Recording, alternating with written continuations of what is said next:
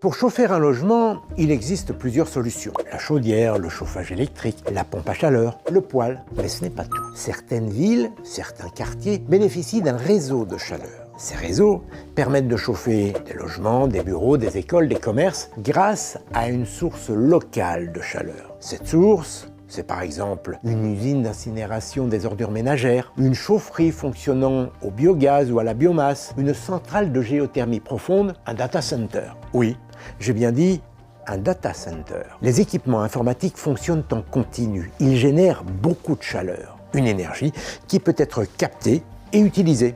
Vous le voyez, les sources de chaleur sont multiples. Pour la distribuer, on utilise des échangeurs thermiques et un réseau de canalisation. Un premier réseau transporte la chaleur jusqu'au bâtiment que l'on souhaite chauffer sous forme d'eau chaude ou de vapeur. On parle de fluide caloporteur. Au niveau du bâtiment, le fluide passe dans un échangeur thermique. Il transfère la chaleur du réseau primaire à un réseau secondaire qui, à son tour, chauffe les pièces. À Lille, par exemple, des centaines de logements se chauffent grâce à l'énergie dégagée par l'incinération de déchets. Cette solution tend d'ailleurs à se développer car elle présente plusieurs avantages. Elle est plus efficace qu'un ensemble de systèmes de chauffage individuels. En clair, on peut faire autant avec moins d'énergie. Et lorsque la source de chaleur utilisée est renouvelable, elle permet de réduire les émissions de CO2 liées au chauffage. Et ce n'est pas tout. De nouvelles générations de réseaux permettent aussi de distribuer du froid. Mais ça, je vous en parlerai plus tôt en été.